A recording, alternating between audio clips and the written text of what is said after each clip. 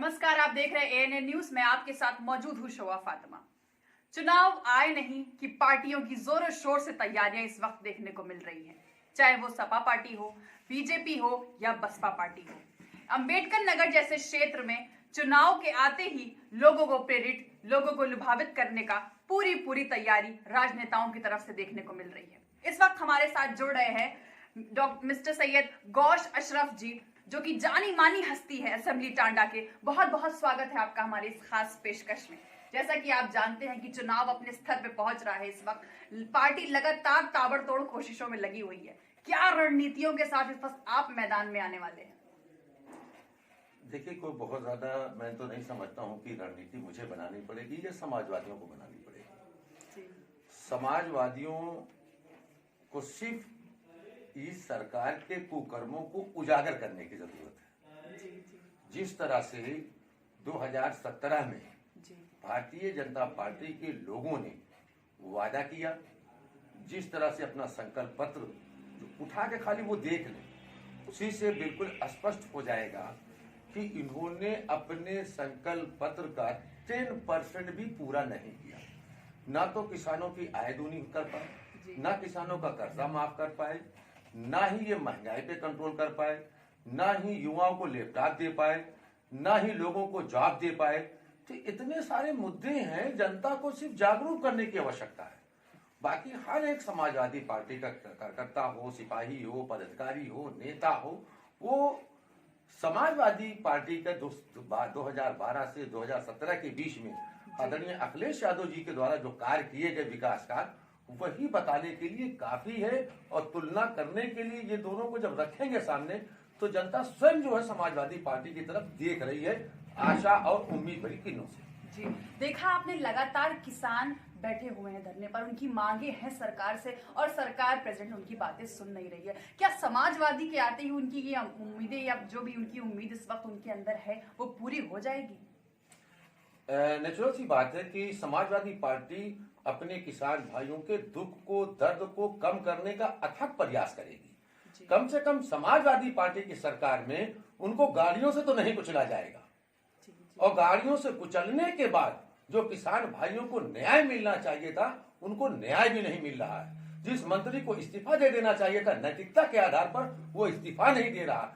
तो BJP party धर्मी party है, जुल्म करते हैं, ज्यादती करते हैं, अत्याचार करते हैं, मगर इतने बेहया हैं कि इनके पास इतना शिष्टाचार नहीं है कि मानवीय आधार पर तो उनको इस्तीफा दे देना चाहिए। ये दूसरों को तो ऊपर आरोप लगाते हैं। मुझे मैं कहने में कोई गुरेज नहीं है। यूपीए सरकार में चाहे सुरेश कलमाड़ी रहे हों, उनके ऊपर कॉमनवेल्थ गेम में क्या नाम घोटाले का आरोप लगा, उन्होंने इस्तीफा दे दिया। तो चाहे क्या नाम डी राजा हो, चाहे काली मोची हो, इन लोगों को क्या नाम इस्तीफा देना पड़ा। ठीक है, न्यायालय से दोष मुक्त हुए। मगर यही बीजेपी जो है, क्या यूपीए सरकार में सिलेंडर लेके ये टहल रहे थे, प्याज की माला पहन के ये टहल रहे थे, डीजल पेट्रोल पे ये आवाज उठा रहे थे। सोशल मीडिया पे मोदी जी के 2013 के पूरे स्टेटमेंट जो है, उनके जो बयान है कंटिन्यू चल रहे हैं कि मुझे मालूम है इंटरनेशनल मार्केट में कैसे पेट्रोल बढ़ता है और कैसे घटता है, और डॉलर कैसे घटता और बढ़ता है, उनको खूब मालूम था। तो आज तो प्रधानमंत्री है, क्यों नहीं उसको कंट्रोल कर पा रहे? तो जनता को देखिए, सब मूर्ख बनाने की कोशिश करते हैं। हाँ, मैं अपने नौजवान, विशेष रूप से छात्रों से, नौजवानों से, छात्राओं बहनों से आवेदन करूंगा कि हमारी सोच तो ये होती है कि हम यूरोप की तरह इंडिया को बना दें, ब्रिटेन की तरह इंडिया को बना दें। क्या यूरोप में और ब्रिटेन में धर्म, जात, बिरादरी के आधार पर चुनाव होता है? बिल्कुल नहीं। डेवलपमेंट के बुनियाद पर चुनाव होता है। जॉब कैसे क्रिएट की जाएगी, कौन सी पार्टी जॉब कैसे क्रिएट करेगी, फार्मूले उसके क्या हैं, इकोनॉमिकल पोजीशन को स्ट्रांग कैसे करेंगे, फार्मूले क्या हैं, उसको एनालिसिस करने के बाद वहां का वोटर वोट देता है। हम धर्म पे, जात के, बिरादरी के नाम पर जब वोट करेंगे, तो वो जो सत्ता में लोग आते हैं, वो जानते हैं कि हम धर्म और जात और बिरादरी के नाम पर वोट ले लेंगे, काम करने की आवश्यकता नहीं है। तो ऐसे में हम पिछड़ते चले जाएंगे।